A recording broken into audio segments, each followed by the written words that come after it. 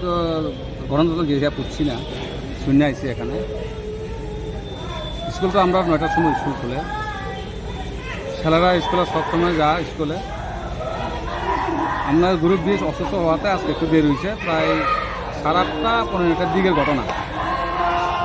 দালানবাড়ি স্কুলটা এরকম গ্রিল আছে, তারা সব সময় বলে ওই গ্রিলটা বলে একটু ফাঁক আছে, ওই গ্রিলটা ওইটা দিয়ে তারা আসা যাওয়া করে। আজকেও তিনজন গেছে, 2জন গিয়ে পার হয়ে গেছে। সে যখন যায় তখন ওই কারেন্ট লাগছে বলতে মনে হয় কারেন্টের তার ওই দিক দিয়ে ছিল মনে হয় আর কি, যেটা নেই আর কি, আমরা বড় পারই হইতে পারে। আমার ধারণা ওইটা মনে যাইতে ওইটা সবসময় যখন যায় তো তারা মনে দৌড়ের খুব সম্ভব না, ওইটা থেকে এই ঘটনা। আচ্ছা, আপনাদের স্কুলে কেয়ারটেকার আছে কিনা? কেয়ারটেকার তো থাকার কথা, কারণ মানে আপনিও জানেন না? আমি ওইটাই। আপনি কি দায়িত্বে আছেন? আমি প্রেসিডেন্ট দায়িত্ব।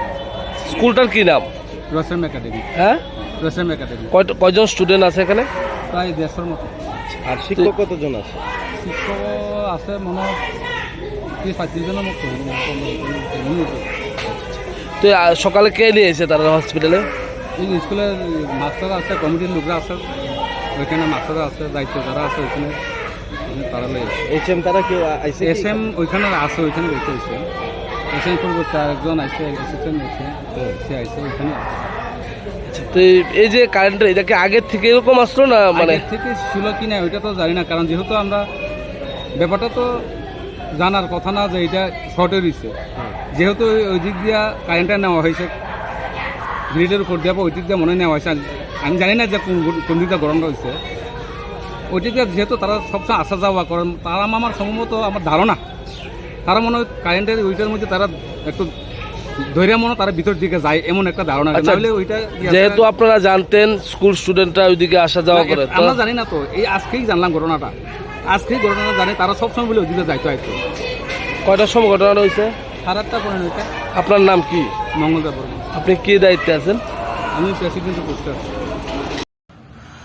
স্যার, যেটা আয়ুষ দেববর্মা যেটা কারেন্ট শটে মারা যায় পরশুরাম একাডেমি স্কুলে, এই বিষয়টা নিয়ে কি বলবেন? আমি তো দায়িত্ব ছিলেন কারেন্টে। দেখুন, অ্যাক্সিডেন্ট ঘটেছে প্রায় সকালের দিকে 8টা থেকে 9:30টার মধ্যে, কিন্তু আমরা খবর পেয়েছি 12টার দিকে কল অফিসে।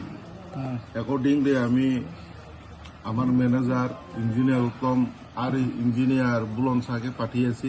উনি ইনকোয়ারি করেছেন, ইনকোয়ারি করে জেনেছেন যে তাদের স্কুলে একটা কানেকশন আছে, সেই কানেকশনের আইডি নাম্বার হচ্ছে 100210602800। সেই কানেকশনটি ডিউজ থাকার কারণে, ডিউজ হচ্ছে 21,093 টাকা। ডিউজ থাকার কারণে নোটিশ দিয়ে আমরা কাটেছি। কাটার ডেট হচ্ছে 11/03/2019, সেই ডেটে কাটা হয়েছে।